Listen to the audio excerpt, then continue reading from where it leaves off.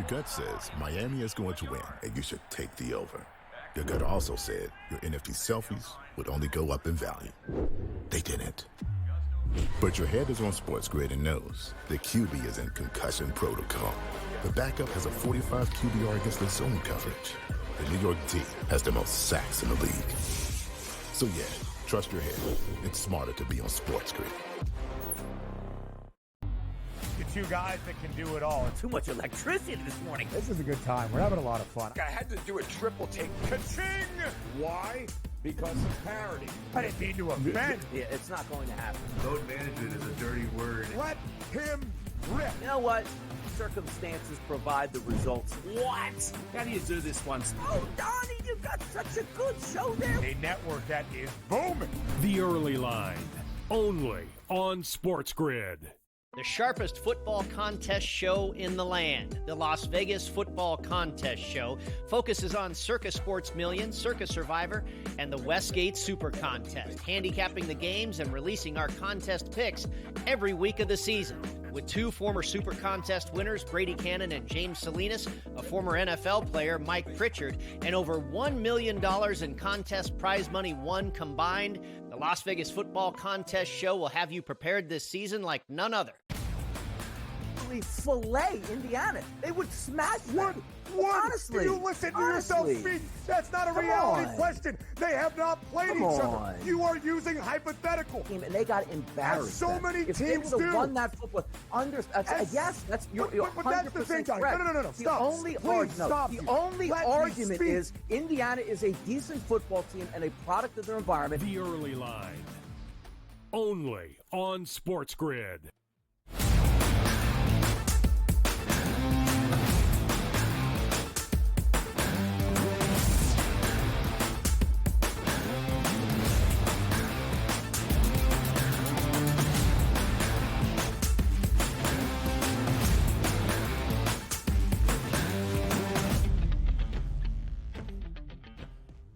Hour number one down. Hour number two right here. It is the Early Line, Sirius XM Channel 159, right here on the Sports Grid Network. It's Stubbs and Donnie. And as we said, the hot topics will continue to flow. It's hump day. It's our job to get you ready for what we expect to happen this weekend, tonight, and over the next couple hours. You never know, Dubs. I mean, the hot topics, the hot takes, absolutely sensational in hour number one. I know it continues in hour number two. Scintillating on a Wednesday, Donnie. Happy hump day. And I cannot believe the biggest casualty we had in hour number one. It was poor old Tofu. Shout out to all my tofu eaters. They really caught the brunt of it. But look, college football playoffs. We've got a new look 12 NBA Cup in the books from last night, getting set for the quarterfinals, and of course NFL and golf in the mix as well. Little PGA Tour. Tiger Woods is back out on the link, Donnie. Love to see it. I mean, come on now, Tiger. Get that short game involved. Get out there. The Hero Challenge. Like, he can't just be ceremoniously in this Hero Challenge, hit a shot here or there. You know, the old school guys used to do it at the Masters, Dub, so they said, you know what? You can't do this anymore. You can't come back as a 78-year-old, tee off, play one hole, and take a bow at the end of the first green. But Tiger, he sets up the Hero World Challenge. He can do whatever he wants. Why doesn't he just play one hole, Tiger? We'd love to see it. We absolutely would, but I feel like it's prime time, Donnie. You know, Thanksgiving was in the books last week, getting set for a couple of Christmas parties. I'm still trying to figure out what the attire and what protocol is to wear to the old Christmas party. Is it ugly sweater? Is it formal? Do you wear the three-piece suit? Do you go, Mr. Laid Back with the casual? Give me a bit of fashion advice, Donnie. Big Christmas party. What's the fashion faux pas? What's the must hit? What's the must miss? No, I'm telling you, right? Like, you know what's interesting about that? Like, you don't, because the bosses are going to be there. Like, you want to be on good behavior, but you want to be relaxed. And it's also your chance to mingle, Dubs. Like, I know a lot of people at the Sports Grid Network going to be trying to pitch some ideas to upper management to see if it can work, Dubsy. So when you go to an office party, like, you got to walk that fine line. It can be like, we're here for pleasure, not to talk business. You don't want to be that guy, right? Yeah, absolutely. And if there's a couple of free drinks, on offer, Donnie, my big thing is I always get caught double parked. I'll have one in the hand and then you see the next one flying across. Yeah. I don't want to be going for a walk to get that next one. So it's not always a great look. So maybe I'll have to take like a little rucksack with me. I can sneak that second one in. But prime time, Donnie, this is as good as it gets in the sports world. I know you've been seeing them well, cashing a couple of tickets, and there's no shortage coming up this afternoon, no shortage coming in to this week as well. Some great storylines brewing up. Yep. Let's get to some of those storylines, which includes, look, Trevor Lawrence probably isn't going to play football, I would assume, the rest of the season, taking a nasty hit from the Texans' Al-Shaair. But Nick Caserio, which I can't fault him for it, you're always going to back up your player. We're going to throw it to a video of some of his comments on that suspension. Look, it is what it is. I think the big thing from our standpoint, and all teams want this, is just some level of consistency. And we've talked to the league, quite frankly, but we don't have a good explanation. DeMeco talked to them yesterday. So, I mean, it is what it is. I'm sure Azeez will go through whatever process he's going to go through, and then we'll deal with it accordingly. But I think what we take umbrage is just the picture that's been painted about Azeez, his intentions, who he is as a person. I mean, quite frankly, it's unfair to the individual. It's unfair to the organization. I mean, we love everything about Azeez Al-Shaair, what he means to this team, what he brings to this team. He was elected a captain after being here for 4 months. So, again, like, we have a lot of respect for our opponents. We have a lot of respect for other teams in this league. We want to do things the right way. I think DeMeco's explanation about the situation from a defensive perspective yesterday, well, quite frankly, was spot on. You're going to get suspended for that, Dubsy. Yeah, let's start here on this. Look, I understand football is fast and it's physical, and I'm going to get to my second point in just a moment. But just based on that video and the hit, you knew a suspension was coming. This 3-game suspension is significant. He'll appeal that, Dubsy, and probably get at least 1 game taking away. But I do understand also from a GM perspective, always picking up for your guys. It's what they do. Is he supposed to come out and say, this is unacceptable on a football team, I think we're going to cut him tomorrow morning? You know he's not going to do that. But 2 wrongs don't make a right here. It's not as if, hey, I knocked out your franchise quarterback making a couple $100 million on a cheap shot, but then it's unfair that the other team started attacking me. You can't go that route here. So for me, I don't love the suspension. I don't hate the suspension. Something had to be done, and I'm okay with the NFL's doing here, Dubs. Yeah, I'm okay with it, Donnie. I guess it was just the verbiage, used that we saw from that interview, which, may get a couple of people a little hot and bothered. And it was a nasty cheap shot. There was no 2 ways about it. I mean, he was still a good 5-6 yards away from Trevor Lawrence when he could see that star quarterback for the Jags was going for a slide there, and he's gone in forearm first. And to say that it's uncharacteristic from Al-Shaair, no, it's exactly on par from what we have seen from him over the past. I remember when he was still trying to throttle Tom Brady, and it seems like a common thing that he's always going for either the neck or the head with these nasty cheap shots. So he may be a locker room guy, and it's probably something that you do want to have on defense. I mean, you want that aggression, you want that spark, you want to go in for the hit and set the tone. And once Trevor Lawrence got to where he was on the field, he's no longer a quarterback. He's running that ball downfield, so he's setting himself up by getting out of the pocket like that. But I just think it was the verbiage for me, which wasn't a great look coming out from that one. And for Al-Shaair, I like the way he plays. He plays with aggression. He plays up-tempo. He plays high octane. I just think it was a little below the belt, above the neck. Say what you want. I thought it was a bit of a low dig and not the best look for the NFL. But I think the punishment is pretty on parallel with the crime there. 3 games. That's enough. Here's my second point on this, Dubsy. It's not a football move for the slide, but quarterbacks do that here. Here's the point I'm trying to make. If you outlaw the slide, that's going to make quarterbacks thinking about running much, much more, but also is going to take the cheap shot element out of it. Can you imagine, Dubs? And it has happened in the past, but it's not a common part of the game. Running backs don't run up the middle for 6-7 yards and slide before they get to the safety. Wide receivers don't slide once they catch a pass. Now, granted, sometimes they get down sooner than later, but there is no sliding technique for them. And I also understand from a defender's point of view, there is something to, hey, man, I'm flying. I'm running a 4.40 up here to try to stop this quarterback from getting the first down, and he slides at the last minute. Sometimes I'm going to make contact. I get that. It was a little bit more egregious on the hit that we saw Sunday, but also at the same time, like, there are players like Patrick Mahomes that walk that fine line and get away with it. How many times have you seen Patrick Mahomes run slowly to the sideline, turn it up for an extra 5 or 6 yards, knowing that you probably can't touch him on the sideline? I just wish there was a way to remedy that. And if you did take the slide out of football, Don, you can't do that. You'll hurt the quarterbacks. Well, then maybe the quarterback shouldn't be running at all. How about that? Do you ever think about it? If you take the slide out of football, we don't have these ridiculous things. Also, from a Patrick Mahomes point of view, Dubsy, how many times has he slide and got minimal contact, throws his hands up on the ground and stares at the ref as if it's a penalty. Like, that is part of the problem. And I'm not making a,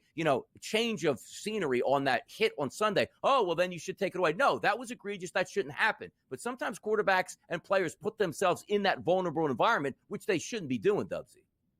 Yeah, and Donnie, it's easy to see how it happens. I mean, these players are trained in a certain way from the moment that they can run and walk, that you're hitting the pads as hard as you can hit them. If that's your red jersey, if that's your target, if that's your X, that's the guy you're trying to get, and it's usually going to be the guy with the ball. And if he's upright, well, game on. Let's go get him for the slide. It's a split-second decision. This one was just, I guess, slightly off time, and he cops the punishment for it. So, if you want your players to live on that line, this could be some of the, repercussions that come from it. But I certainly don't think there'd be, a defensive coach saying that we're going to dial things back or we're going to sit off the quarterback a little further. This is a game that is so on the balance. It's on a knife's edge, for every single minute that they're out there. You cannot think or hesitate for one instance. And Al-Shahir, he didn't. He trusted his instincts. He got in low. It was just a little, I guess, miscued, and it didn't work out in favor for this one. And for Trevor Lawrence, I mean, it's a bad season, just getting a little worse there for the Jags. What's next for them? This certainly doesn't help. Yeah, and also understand this. If Trevor Lawrence bounces back up from that hit and it's not a big deal, he doesn't get suspended. But it is a product of the outcome here. You knock a guy out for the season, you got to expect a heavy fine, and you'll be sitting some games as well. More NFL hot topics coming up next. Mike McCarthy getting support? Nah, can't be.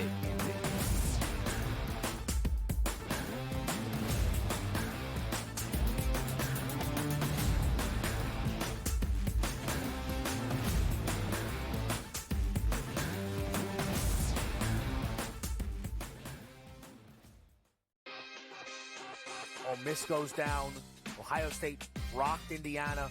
What was your biggest takeaway from the weekend? South Carolina would have pulled that game out against LSU or Alabama as a two-loss conference team. They would have been alive this weekend. I mean, they still have an outside shot if they could beat Clemson. Yeah. They need Tennessee to lose and some other teams to lose. But South Carolina playing as good as any team in the nation. Game time decisions. Only on Sports Grid.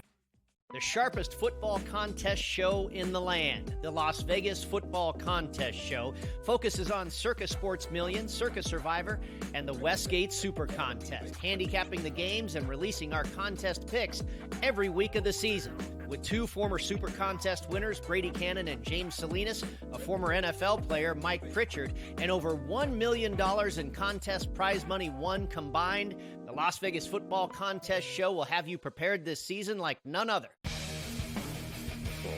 We live in a society right now where everybody's a snowflake, everybody's a cupcake, and everybody thinks that nothing is fair. Everything is like, it's not fair. We should have a better chance. We need more. You know what? I'm old enough to remember when you needed to have a perfect goddamn record to win a college football championship. That's the way it was. 11-1, too bad. Sports Rage tonight, only on Sports Grid.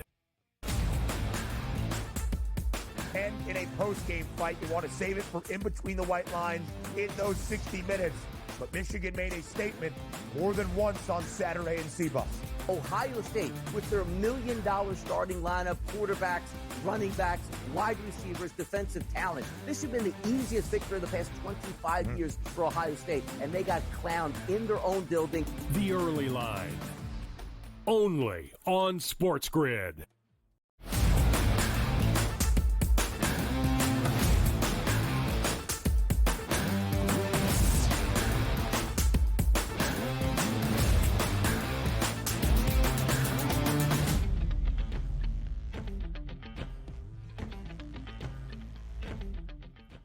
All right, let's get back to the NFL. And those Dallas Cowboys headed for a playoff spot? Nope.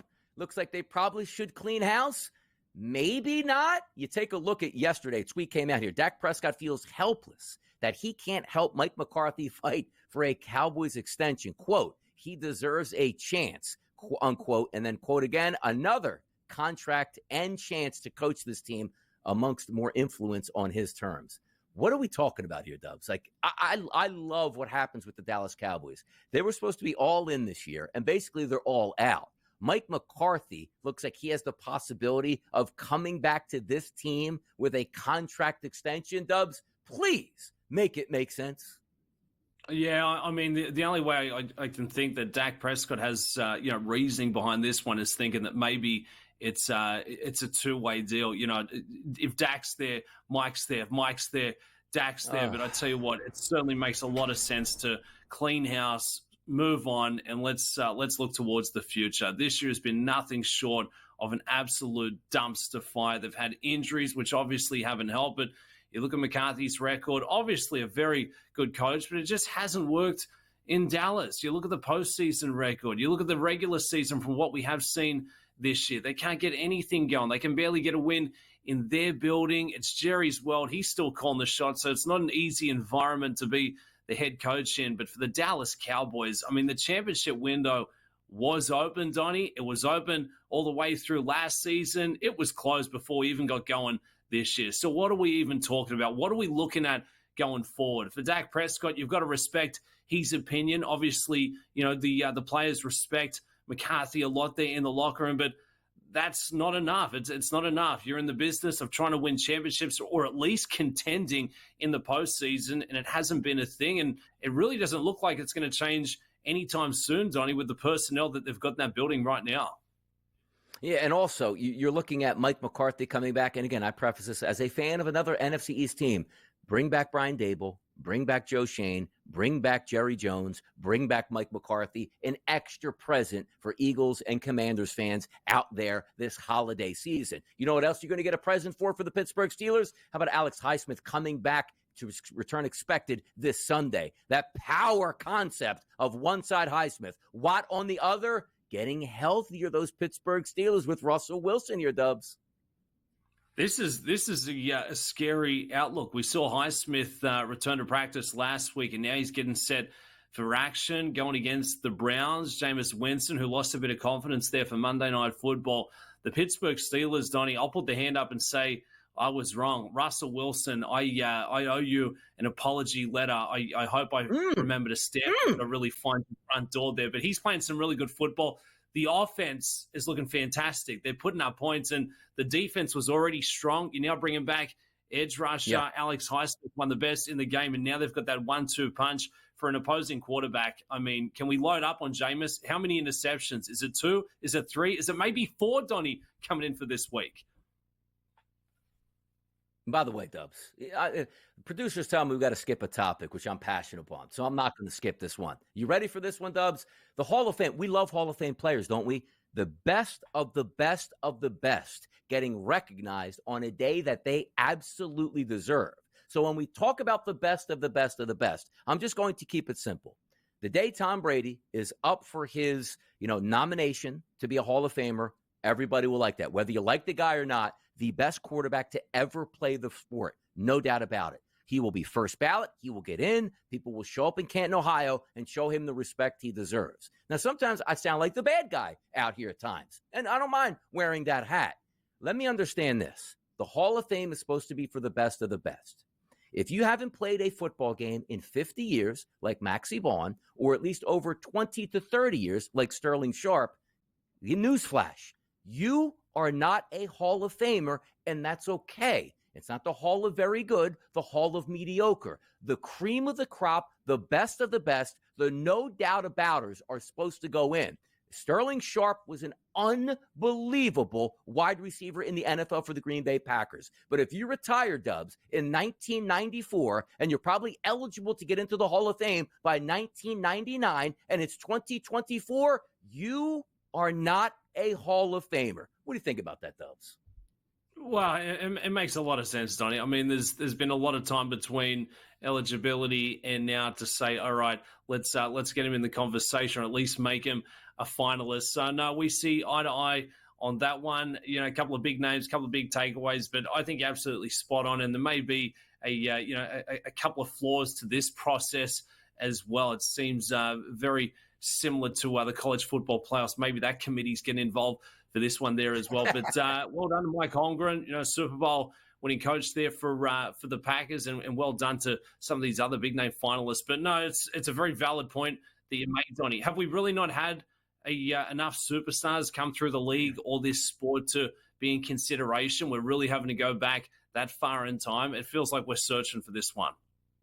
Yeah, it's just, and again, it's me sounding like I'm putting on the black hat and being the mean guy, but it's really not. Like it should be no doubt about it. It's like, put it in the golf perspective. Jack Nicklaus, nobody goes like, you know what? Pull out the resume. Let's see if he acts. No, you know he's in. Arnold Palmer, you know he's in. Tiger Woods, you know he's in, and that's fine. But also understanding this, Dubs, as I pointed out many times, the NFL is a little bit separated from the Hall of Fame. It's a separate entity. So in order to sell more tickets, you have to drive up more players getting in, and sometimes it's just about the fanfare and the tickets and the turnstile. Because if I told you the NFL didn't let in for 5 years or more a person into the Hall of Fame, the people that go there annually, like, hey, let me see the new bust and the new type of stuff you have, they wouldn't go. So I understand that. But I just sometimes think it's just, waters down what a great institution it's supposed to be. And also, I already said this, Sterling Sharp was absolutely sensational at wide receiver, but it doesn't take 30 plus years past to say, you know what? Why didn't we put him in? No, he would have went in immediately in 2000, 2001, 2002, 2003, not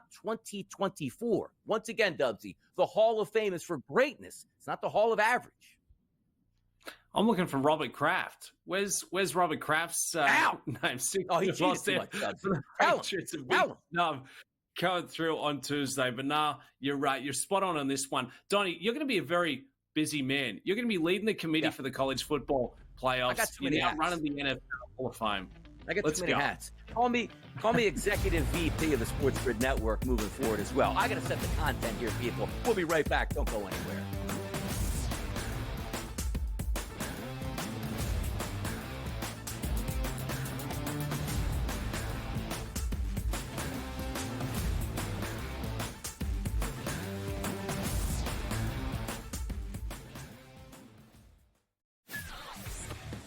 He also said that the Bears head coaching opening would be the most coveted job after the season. They'll let that guy stay. I heard today that they were very worried about screwing up Caleb Williams, so that he likes this guy Brown so much that they may let him stay as the head coach. What a disaster that'll turn into. Pharrell Coast to Coast, only on Sports Grid. The sharpest football contest show in the land, the Las Vegas Football Contest Show, focuses on Circa Sports Million, Circa Survivor, and the Westgate Super Contest, handicapping the games and releasing our contest picks every week of the season. With two former Super Contest winners, Brady Cannon and James Salinas, a former NFL player, Mike Pritchard, and over $1 million in contest prize money won combined, the Las Vegas Football Contest Show will have you prepared this season like none other. She was recruited to Oregon partially by, guess who? Mark Campbell and Xavi Lopez. They know what they're doing. And I'm going to say this right now, folks. I'm going to say this right now. Mark Campbell's one of the 5 to 10 best coaches in women's college basketball right now. Betting above the rim. Only on Sports Grid. And in a post-game fight, you want to save it for in between the white lines in those 60 minutes. But Michigan made a statement more than once on Saturday in CBUS. Ohio State, with their $1 million starting lineup, quarterbacks, running backs, wide receivers, defensive talent. This should have been the easiest victory of the past 25 years for Ohio State, and they got clowned in their own building. The Early Line. Only on Sports Grid.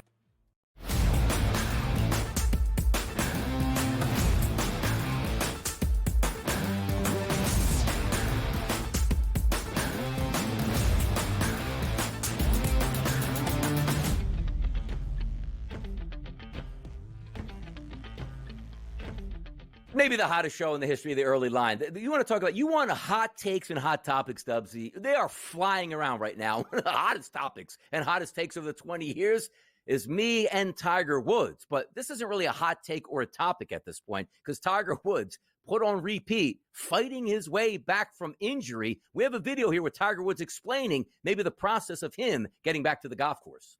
I didn't think my back was going to go like it did this year. It was quite painful throughout the end of the year and hence had another procedure done to it to alleviate the pain I had going down my leg. And so what are my commitments going forward? Is it once a month? Yeah, I could say that all over again, but I truly don't know. I'm just trying to rehab and still get stronger and better and feel better and really give myself the best chance I can going to next year. This year was kind of I had to toss it away, and I wasn't as sharp as I needed to be and didn't play as much as I needed to going to the major championships, and I didn't play well at them. So hopefully next year will be better. I'll be physically stronger and better. I know the procedure helped, and hopefully that I can then build upon that. Physically stronger and better. And by the way, from that clip, Tiger's been working that upper body. Bicep curls, bench press. The man looks swole out there. I like it. Well, it's what happens when you spend most of the year on crutches, Donnie. Most of the last 2-3 years on crutches trying to rehab from all of these surgeries and procedures. So great to see Tiger Woods. He's playing tournament host down there and in the Bahamas for the Hero World Challenge. He will not be playing in this tournament. And, for Tiger Woods, what we have seen going through the majors last season, it's not enough to show up every 6-8 weeks and expect to contend with some of the best golfers in the world. You look at this record. He made the cut at the Masters. He comes in for 60th, but then misses the cut at the following 3 there. And look, the game has gone to an all new level. When Tiger Woods was at his prime, there was arguably, another 5, 6, 7 golfers who could take him down if they're playing their best golf. But now, Donnie, even at this, smaller field event down there in the Bahamas, there's 30 golfers who can tackle Tiger at any given week. They're bombing it an absolute mile. And we know he's got the clubhead speed. He's still got the skill set around the greens. But if you're not getting those competitive reps in, I don't care what sport, what athlete it may be, you're facing an uphill battle and things are not getting easier, especially, at Tiger's age, after all these surgeries, the body's telling him that this is starting to play a little catch up, and there's only so many golf courses that Tiger can actually contend on these days. It'd have to be a shorter ballpark where it's all about keeping it on the fairway, where his golf IQ and course history of what we have seen at that particular track could be rewarded. But good to see Tiger. He looks fit and he does look very alert, so it looks like he's trending back in the right direction. So Tiger Woods playing out there on the PGA Tour, even if he's putting up a couple of 95s, Donnie, like we'd expect to do, it's still good for the sport and it will move the needle just having him back.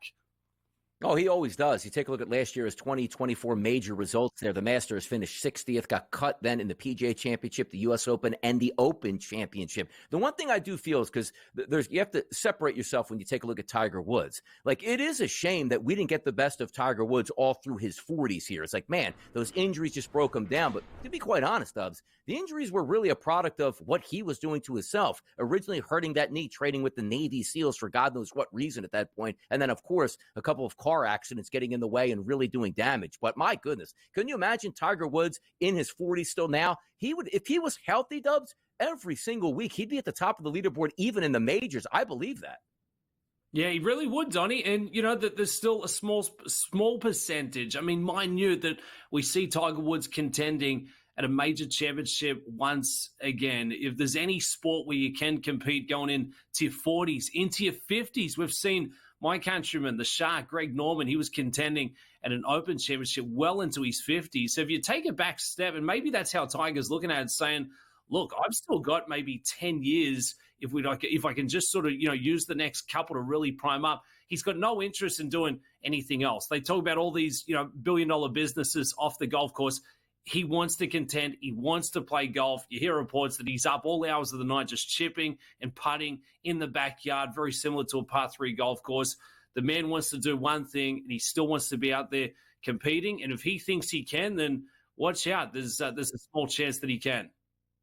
Yeah, we're going to ask Keith a little bit later in the show when he joins us here, certainly about Tiger Woods and the Hero Challenge, set the expectations for Tiger, because the most ardent fan is going to be like, hey, maybe he gets back and contend in major championships. We know that's not the case, but can we just get Tiger Woods out there on maybe a month-to-month basis, just being competitive in regular tournaments, making the cut? The people certainly would like to see that. Let's get to the ice, baby. Let's get after it. Coming up next, you don't want to miss out. It's Chris Meany, and we're talking hockey right here on the Early Line.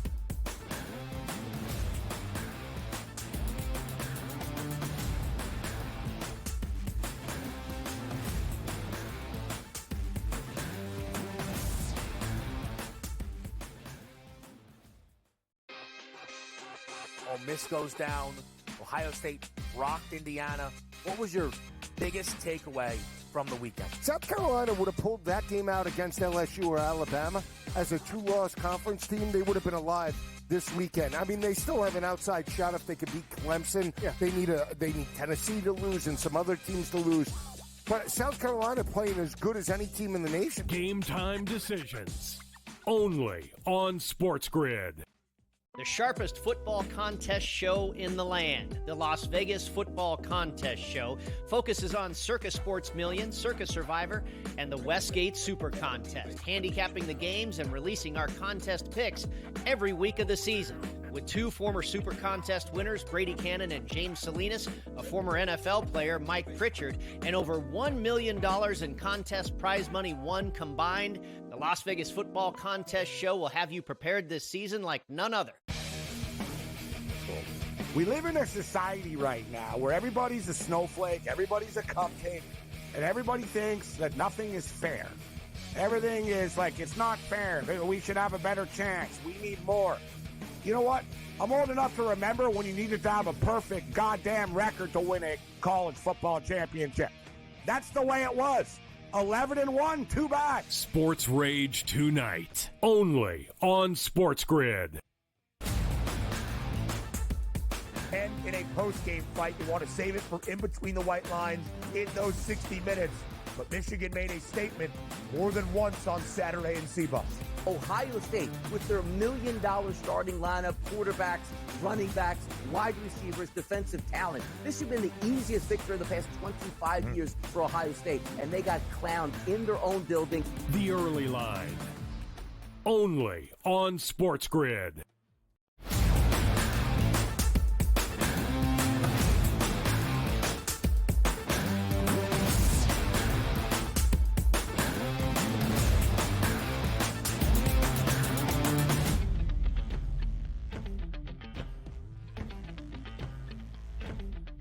Yes, it's a Wednesday morning, halfway through the show, hour number 2. And sometimes, look, it's me, Donnie Rightside of Stubbs Anderson. We need help, and we're not afraid to ask for it here. When the ice is hot, we need to bring in the experts. And we have Chris Meany from NHL.com. Chris, thank you so much for joining us this morning on a Wednesday. We got some action to talk about.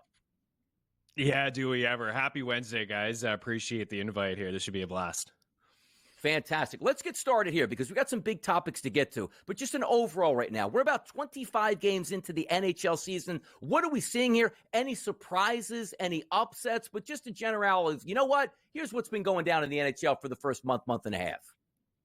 Yeah, there's a ton of surprises. I mean, we can start with the Washington Capitals weathering the storm without Alex Ovechkin. If you can believe it, he was on pace for his best season ever in terms of goals. And it's amazing to think about given his track record and the age of Alex Ovechkin. But the Washington Capitals made some moves in the offseason, so they've been one of the biggest surprises in the NHL. And speaking of a team the other way is a surprise, but not in a good way, is the Nashville Predators. It was a team that was very aggressive in the offseason, bringing in Steven Stamkos, bringing in Jonathan Marchessault, guys that have multiple Stanley Cups. And last year, essentially a one-line team, with Philip Forsberg and Ryan O'Reilly and Gustav Nyquist and Roman Josi, providing offense on the back end. But this is a team that I expected to be Stanley Cup contenders this year, hang with the best in the Western Conference. And over the first 2 months of the season, they're arguably the worst team in the NHL. They haven't had a lot of puck luck. They're near the bottom in shot 5-on-5 shooting percentage. They're starting to come around a little bit lately. They've had good goaltending, but we're into December now, so they have a long way to go. So that's both sides of it. The Capitals been a pleasant surprise. Other teams pretty surprising as well, but the Nashville Predators, not a great start to the season, and they're behind it right now. Roughly a third of the season down so far. It's never too early to talk about some of those seasonal awards. And we start with the Hart Trophy, which is basically the MVP of the NHL. Do you have a guy that's in the lead, but also a couple players that we might be taking a look at who could have value in these markets? Yeah, absolutely. I'll start with Kirill Kaprizov. It's easy to sit here and say, you got Connor McDavid, you got Leon Draisaitl, but Kaprizov, the overtime winner last night, he's tied for the league in points with 39 in 24 games, a league high 1.63 points per game. He's tied for third in goals with 16, 13 even strength goals or one back of Leon Draisaitl for the league lead. And you look at his 5-5 production, second in the NHL in points at 5-5 with 22. He's hit the score sheet And he's actually only failed to hit the score sheet 4 times in 24 games this season, which is remarkable. 13 multi-point games. He's knocked on the door of winning this award before. You look at year number 2, 47 goals, 108 points in 2021, 2022, 46 goals and 96 points in 75 games last year. Missed a little bit of time, and that's when the Wild struggled. They didn't make the playoffs, and this year they're first in the NHL, 17-4-4, 38 points. Matt Zuccarello's missed time. Joel Eriksson Ek has missed time. So Kirill, the Thrill, Dollar Bill Kaprizov, what they call him in Minnesota. He's off to a fantastic start this season. A couple of long shot players to keep your eye on. Jack Hughes is playing really good hockey lately. 3 goals and 8 points in his last 3 games, 33 points in 28 games. His Devils are off to a really good start as well. 36 points, tied with the Capitals. Mentioned them earlier atop the Metro Division. And then you have Connor Hellebuyck. We'll get into him. I saw the graphic there in terms of him winning the Vezina. We've only seen 2 goalies win the Hart since 2000, both Montreal Canadiens and Carey Price and Jose Theodore. But Connor Hellebuyck and the Jets are playing really good hockey at the moment as well. The Jets, 36 points. And for Hellebuyck, he's among the leaders in wins and save percentage and shutouts.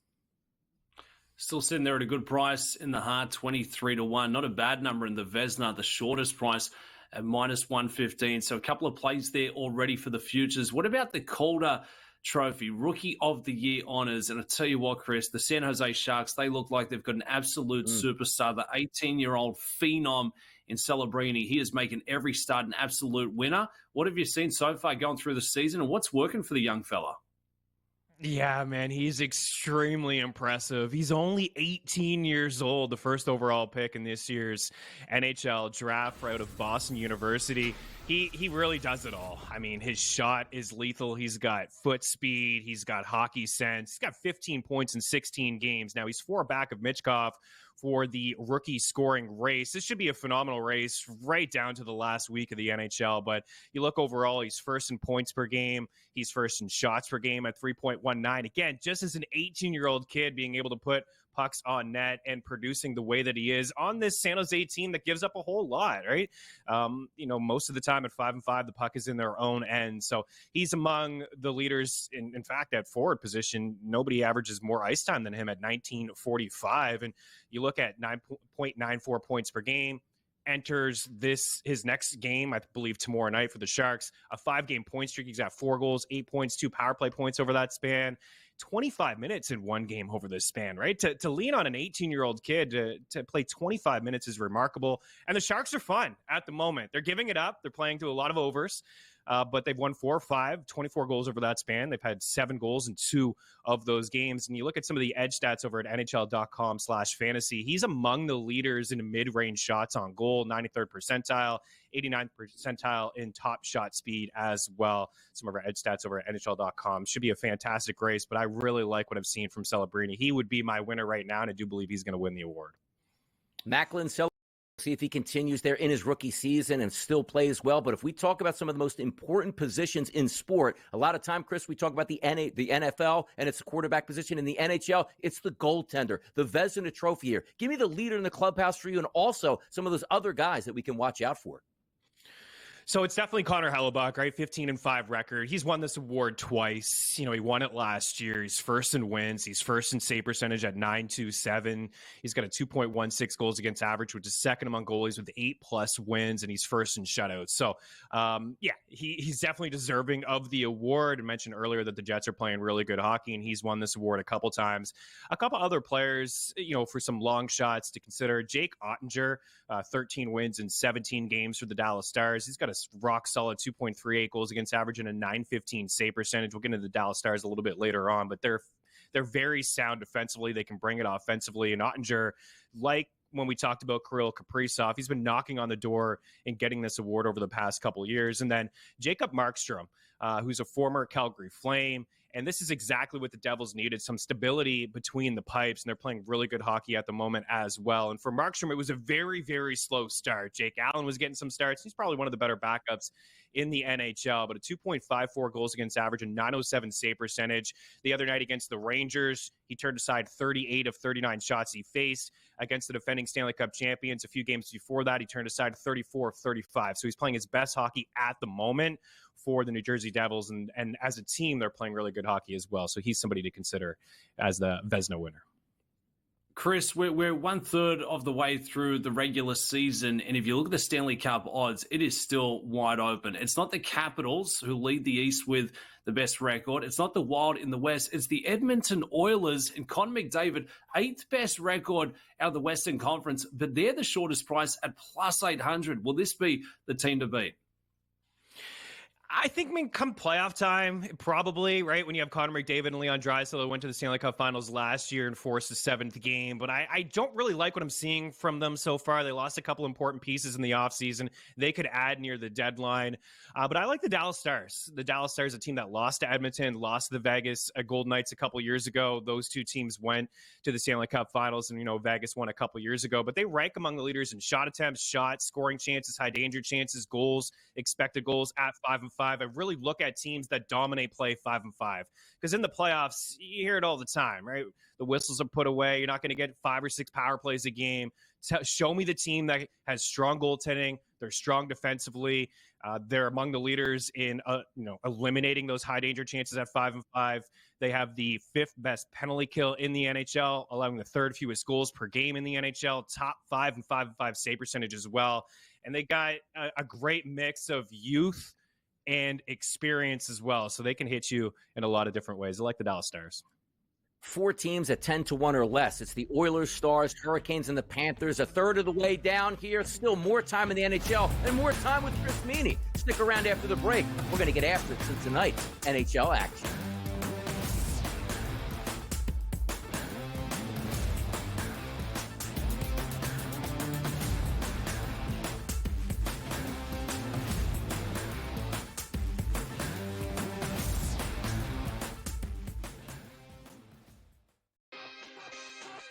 Miss goes down. Ohio State rocked Indiana.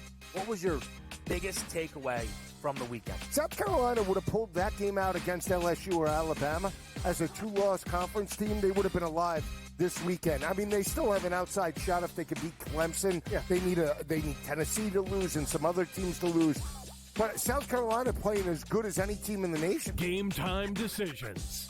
Only on Sports Grid.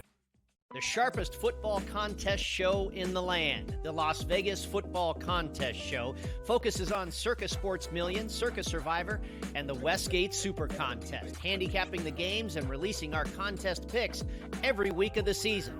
With 2 former Super Contest winners, Brady Cannon and James Salinas, a former NFL player, Mike Pritchard, and over $1 million in contest prize money won combined, the Las Vegas Football Contest Show will have you prepared this season like none other.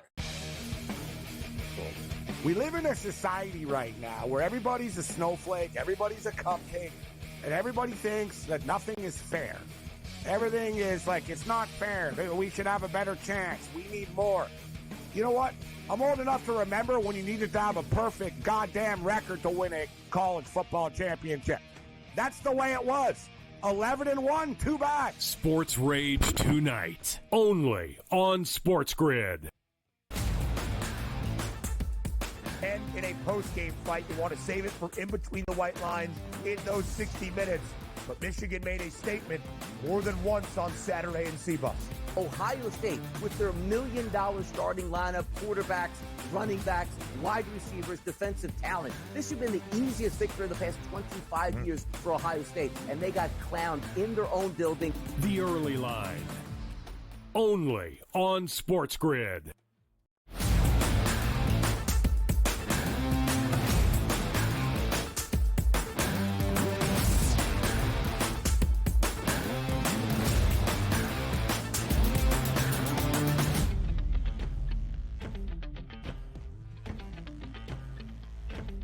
Expert analysis, you get it right here on the Early Line. Chris Meany, NHL.com, the Stanley Cup odds that we take a look at. There is a long way to go in the season, and we are going to talk about some of the games and the matchups tonight. But I want to ask him a question here, because so many times we see teams with potential early in the season, maybe not living up to it, or a team that you think can turn that bend and really turn the gas pedal late in the season. Are there any teams in the Stanley Cup odds that you look at right now that might be underpriced and maybe a team or two to watch out for?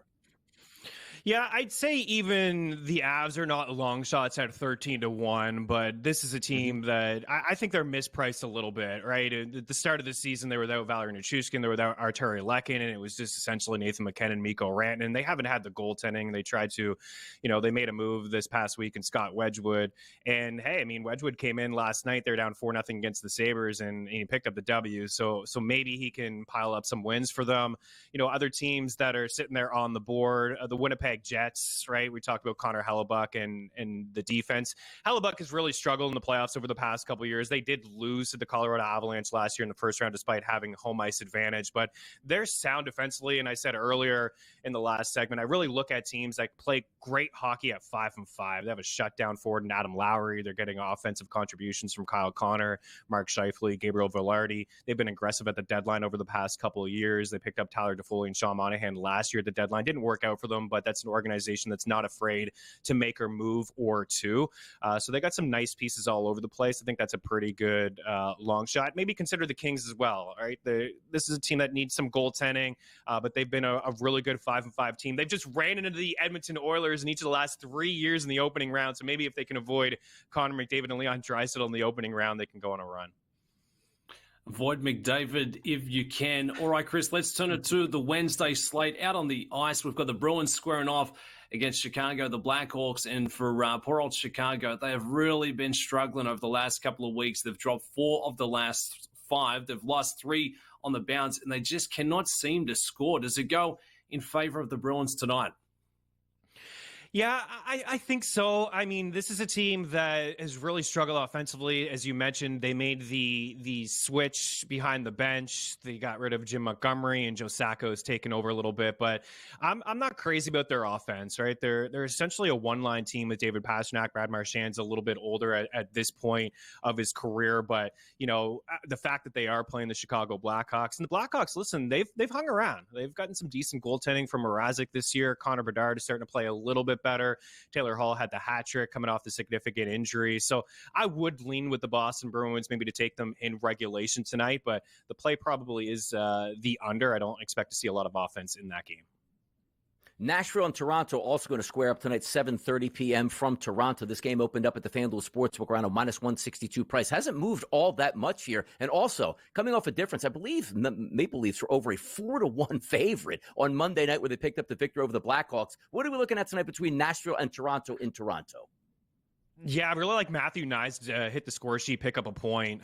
He's got 15. He had 15 goals and 35 points as a rookie last season, or as a sophomore rather last season. And we're seeing it this year, 10 goals and 15 points in 22 games, 13 minutes per game last year, which actually was considered his rookie season. So we're seeing the leap forward this year. 18 minutes per game, right? That's a significant jump. 5 minutes with Craig Berube behind the bench. He's talked up Matthew Knies this year, and he's got goals in back-to-back games since missing 2 games with the concussion. 19-plus minutes in both of those games, 3 points total. He's got 5 points rather in his last 7 games. He's playing with 2 studs, Austin Matthews and William Nylander. Matthews has 3 points in 2 games since missing nearly a month with an injury. So I like the Leafs. They're getting good goaltending, whether it's Joseph Wall or Anthony Stolarz, who's a decent long shot for the Vezina as well. But both goalies are playing really good hockey at the moment. The Leafs at home, talked about the Predators struggling to put the puck in the net. So I really do like Toronto, and I like Matthew Knies to continue to, hit the score sheet. Chris, you've already highlighted a couple of potential teams to watch out for in the Stanley Cup futures, and we get to see them both squaring off out here in the West Coast later this afternoon. The Dallas Stars going against the Kings out here in Los Angeles. And looking at the odds makers, projects to be the closest game for the Wednesday slate. Who are you leaning towards? I like the Dallas Stars on the road here. They've won 3 straight, 5 of 7. The LA Kings are playing a little bit better lately. I did mention them as a potential long shot. They need some stability between the pipes. This is something that's really struggled. The Kings have struggled really to keep the puck out of their net over the past couple of years. They had a the past couple games have been good for them, but there was a game, I think roughly 7 to 10 days ago, where they lost 7-2 to the San Jose Sharks. Now, we talked about Backlund, Celebrini and the Sharks offense being fun, but a 7-2 loss to the Sharks and the struggles that they have at 5-5. Look for Wyatt Johnson to pick up a point, 2 goals and 7 points in his last 7 games. He's got 3 points in the power play over that span. He's back up on the top line with Rope Hintz and Jason Robertson. As I was talking about the Stars, Logan Stankoven, he's a rookie, he's among the leaders in points. You have Wyatt Johnson, who's been their best player in the playoffs over the past couple of years. He's just a kid. Then you have the experience in Matt Duchene and Jamie Benn. I know Tyler Seguin's going to miss the game tonight, but Matt Duchene, Tyler Seguin, and Mason Marchment have been one of the better lines this year in the NHL. They're strong in the blue line with Miro Heiskanen. They're great between the pipes with Jake Ottinger. The Dallas Stars have a lot to offer. They can come at you in waves. They got 3 or 4 lines that can score on any given night. So I like the Stars on the road, and I like Wyatt Johnson to continue to have success. One more game tonight on the card here, Chris, and it comes from a Pacific Division battle out in the Western Conference. A team in first place and the team in last place. It's the Vegas Golden Knights on the road taking on Anaheim. This was lined up around a minus 170 price earlier this morning as a favorite towards the Vegas Golden Knights. What are we looking at tonight between these two clubs? Yeah, I could see the Ducks hanging around in this game at home. They've had strong goaltending this year, whether it's Dostal or John Gibson. I do believe it will be Gibson, so he could seal a game. Vegas played last night, a hard-fought game against the Edmonton Oilers, a game that they did win. But Vegas will get a boost tonight offensively. It does sound like Mark Stone could potentially return to the lineup. He hasn't played since November 6th. He got 6 goals and 21 points in 13 games. 21 points in 13 games, clearly unsustainable. But he actually enters on a 7-game point streak, 4 goals and 12 points over that span, at least 1 point in 12 of his 13 games. Jack Eichel and Barbashev have been one of the better duos in the NHL. Not a lot of people talk about Barbashev. The chemistry between him and Jack Eichel is absolutely phenomenal. So I would expect Stone to play with those two guys and Mark Stone to pick up a point as well as somebody that I would consider tonight.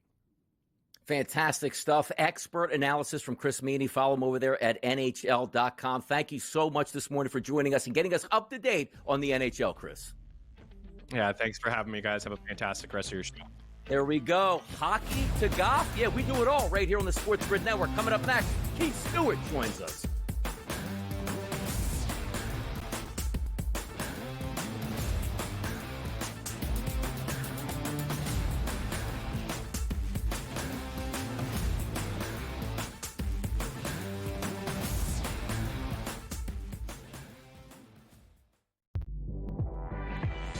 She was recruited to Oregon partially by, guess who? Mark Campbell and Xavi Lopez. They know what they're doing. And I'm going to say this right now, folks. I'm going to say this right now. Mark Campbell is one of the 5 to 10 best coaches in women's college basketball right now. Betting above the rim. Only on Sports Grid. We live in a society right now where everybody's a snowflake, everybody's a cupcake, and everybody thinks that nothing is fair. Everything is like, it's not fair. We should have a better chance. We need more. You know what? I'm old enough to remember when you needed to have a perfect goddamn record to win a college football championship. That's the way it was. 11-1, too bad. Sports Rage tonight, only on Sports Grid. And in a post-game fight, you want to save it for in between the white lines in those 60 minutes. But Michigan made a statement more than once on Saturday in Seabus. Ohio State, with their $1 million starting lineup, quarterbacks, running backs, wide receivers, defensive talent. This should have been the easiest victory of the past 25 years for Ohio State, and they got clowned in their own building. The Early Line, only on Sports Grid.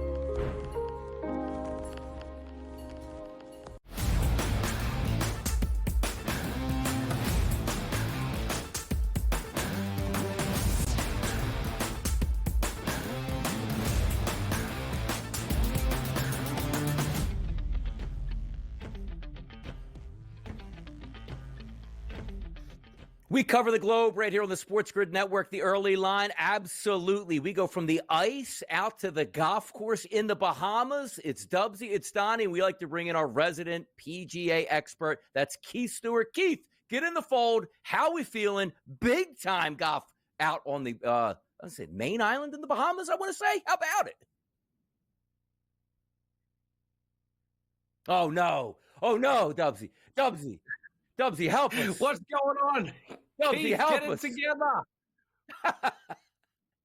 We'll work that out here at this point now. But Dubsy, the Hero World Challenge, it's actually really good to see the top golfers out here in the market taking the stage. Now, big-time tournament, a lot of meaning, not necessarily Dubsy, but I love to see the big names out there.